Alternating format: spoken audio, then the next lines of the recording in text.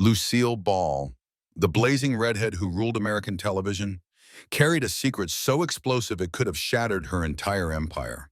Behind the laughter, behind the perfect timing, behind the woman the whole nation welcomed into their living rooms, lived a truth far darker than any script she ever performed. 6 men, 6 forbidden connections, 6 names so powerful that Hollywood's strongest studios spent nearly an entire century burying every trace of them.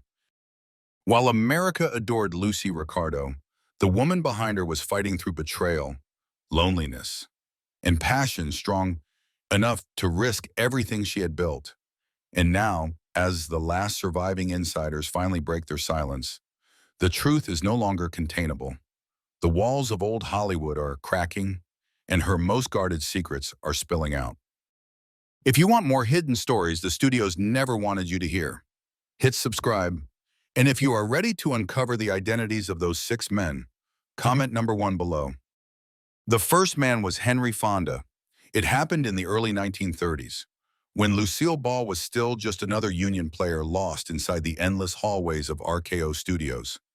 She was earning barely more than $20 a week, doing the work nobody else wanted, treated like a pretty accessory studios could move around without ever asking her what she thought.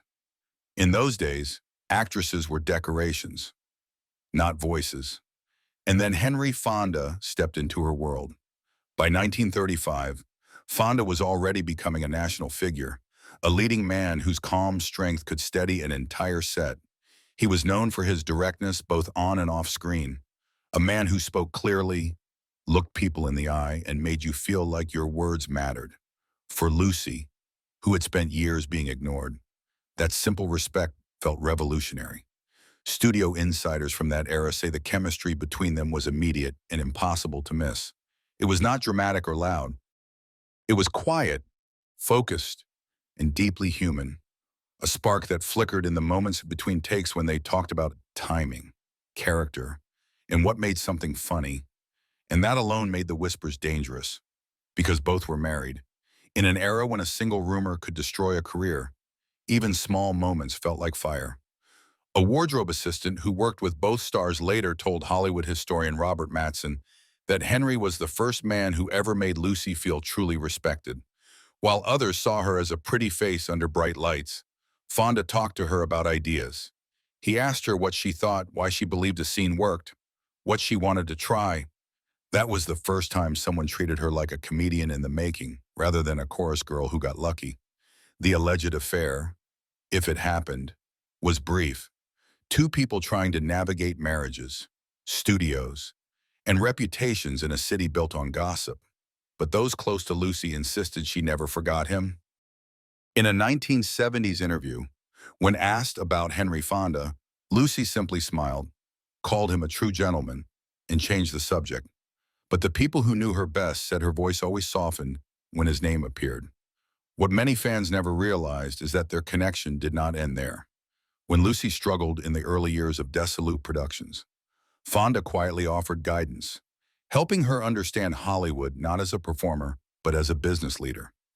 A makeup artist from the 1960s once said Lucy admired Henry because he saw 2 things in her that most men missed: the fire of a comedian and the instincts of a strategist. And in that way, the first man mattered more than anyone expected, because he saw her mind before the world ever saw her legend. The second man was Orson Welles. It was the early 1940s, a time when Hollywood trembled under the shockwave of Citizen Kane, a film so bold that executives whispered it had been made by a man who feared nothing, not even the studios themselves. Orson was only in his mid-20s, yet already seen as a prodigy, a storm in human form. And when he crossed paths with Lucille Ball, something shifted inside her long before the world understood why. Their connection began quietly. Long lunches at RKO, private conversations in corners of sound stages where the lights had not yet warmed. According to veteran actor Norman Lloyd, Orson was fascinated by Lucy's comedic mind. He saw her timing, her physical instincts, her sense of rhythm. While executives viewed Lucy as a pretty contract player, Orson saw a precision instrument waiting to be unleashed. Insiders said their chemistry was unmistakable. Not merely romantic, intellectual, electric, dangerous. In an era when men ruled the industry with iron fists, Lucy found herself drawn to the only man bold enough to challenge both of them at once. And Desi felt it. Desi Arnaz, her husband and future business partner, grew visibly agitated whenever Orson appeared at the studio. A receptionist claimed that whenever Orson called, Desi demanded to know how long he had been on the lot and what he had discussed with Lucy. It was one of the rare times staff saw jealousy unravel the famously confident bandleader. What makes this chapter even more powerful is what happened next. Those who worked with Lucy noticed a change in her. After spending time with Orson, she started questioning directors. She suggested alternate camera angles. She insisted on doing scenes her own way. It was the beginning of something the industry never expected from her: authority. A script supervisor later said that Orson awakened something Lucy had been holding back for years. He made her understand she was not just an actress. She could lead. She could create. She could run a studio. Decades later, Orson refused to speak openly about what happened between them, telling an interviewer that some connections are too meaningful to be reduced to gossip. It was the closest he ever came to admitting what insiders already believed. For Lucy, the second man was not simply a secret. He was the spark that taught her how to take control of her own destiny. The third man was Robert Mitchum. It happened in the early 1950s, the years when I Love Lucy was exploding across America, pulling in more than 10 million households every single week, turning Lucille Ball into the most recognizable face on television. Fans saw laughter, they saw chaos, charm, and the bright-eyed housewife who tripped over furniture and made the world forget its troubles.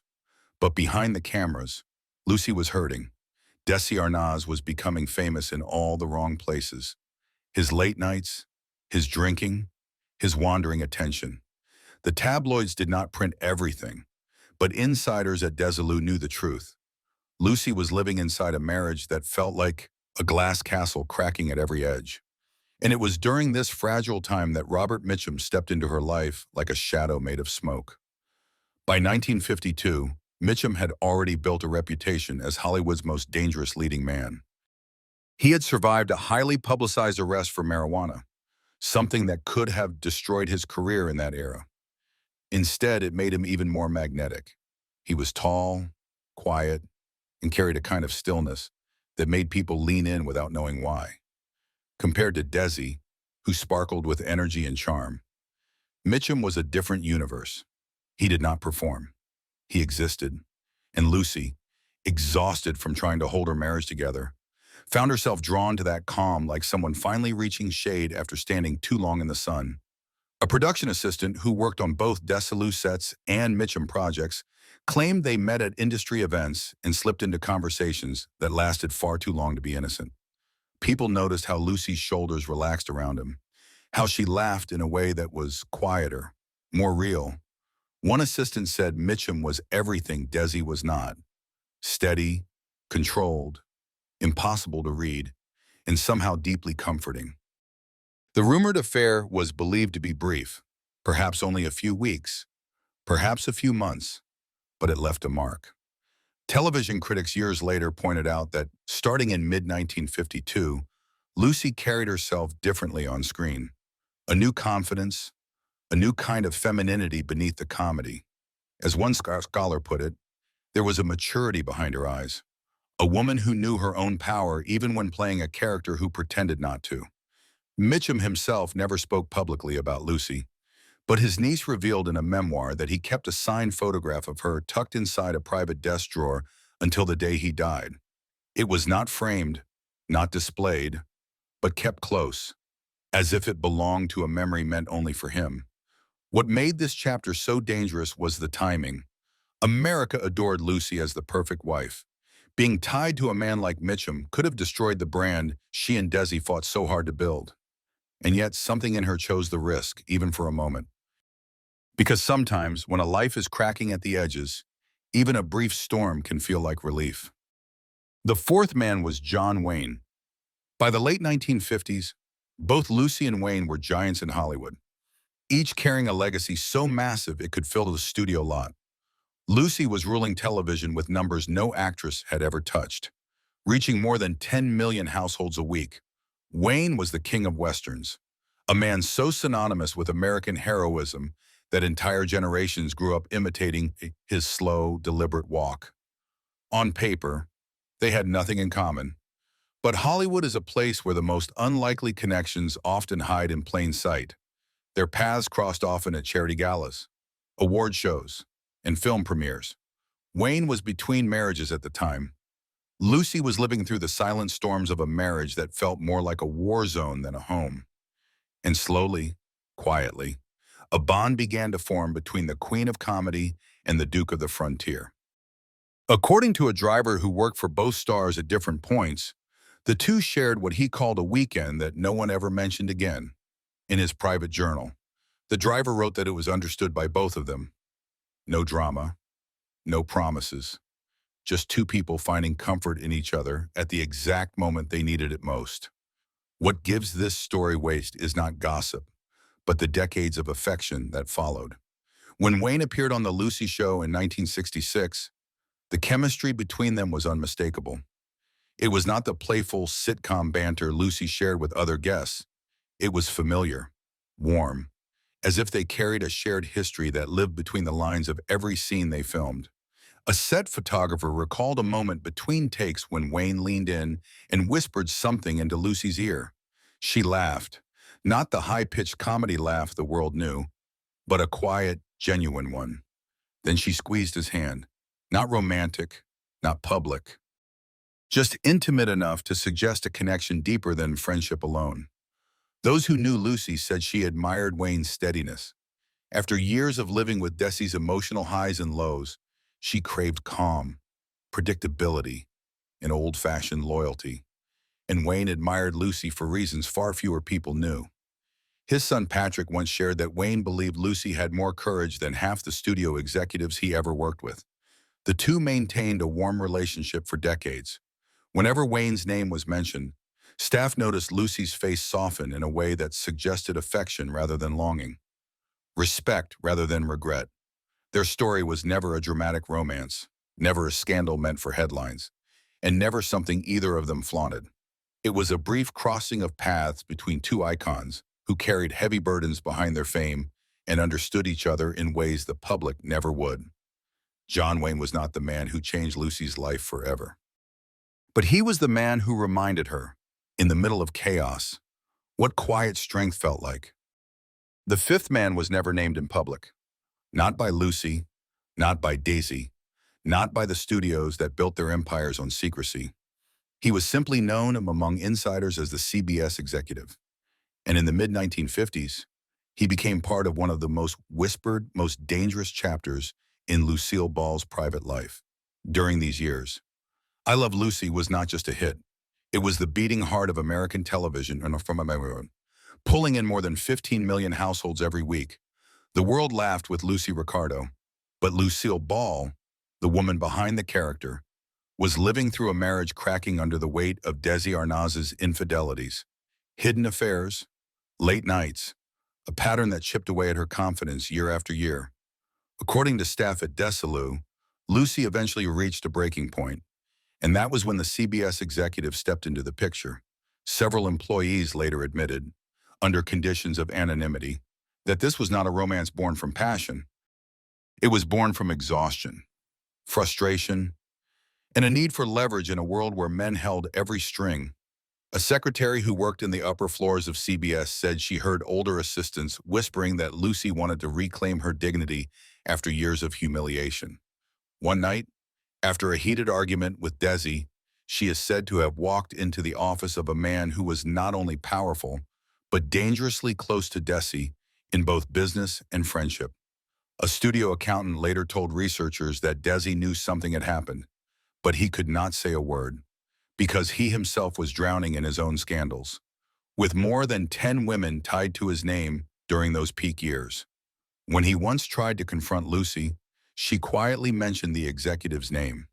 That was enough. He went silent.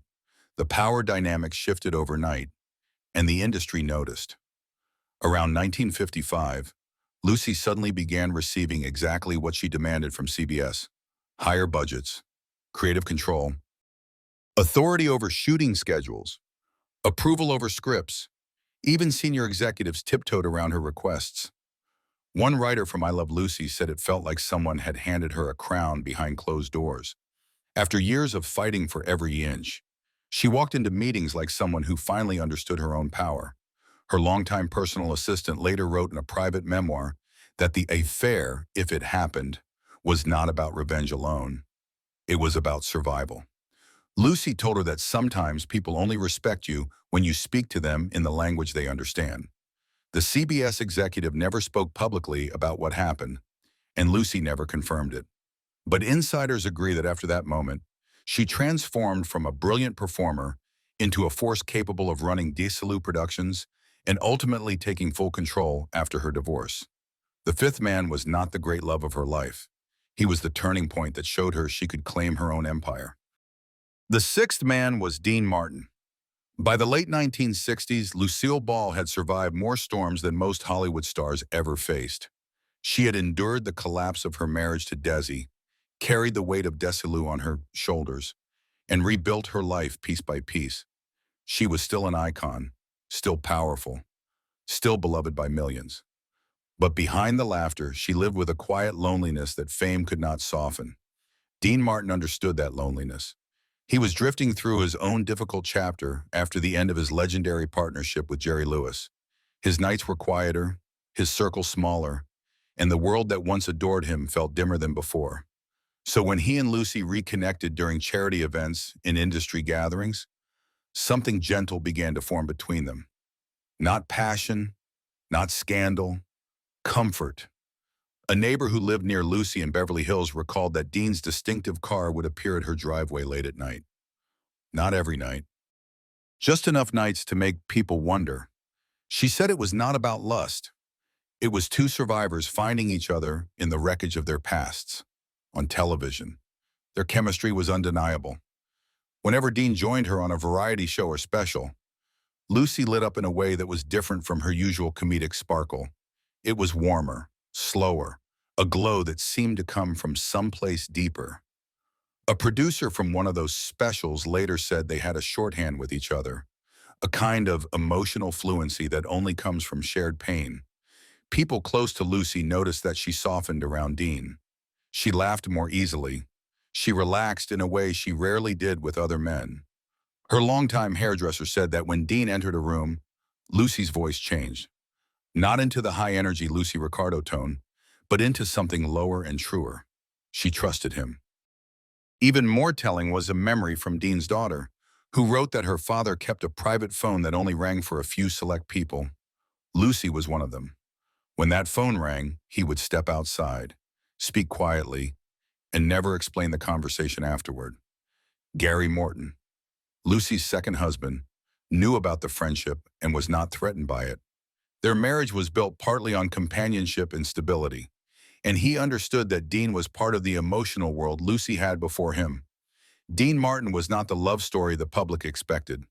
He was the final chapter of connection in Lucy's life, the man who offered peace where others had offered chaos, and the quiet reminder that even legends need someone who understands the weight they carry. When we look back at the secret chapters of Lucille Ball's life, we are reminded of something simple and painfully human.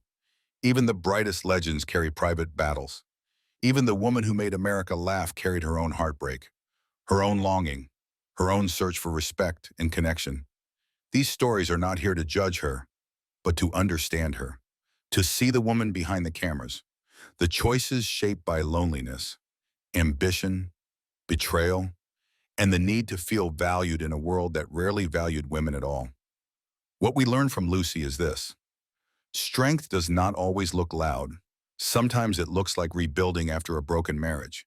Sometimes it looks like demanding respect in a system built to silence you. And sometimes it looks like choosing companionship when the world expects perfection. Her life reminds us that every person, no matter how iconic, is still human, still vulnerable, still searching for belonging. If you found meaning or insight in this journey, Remember to subscribe for more stories that reveal the real people behind the legends. And if you have stayed with us all the way to the end, comment so much below so we know you are still here, still here, still here.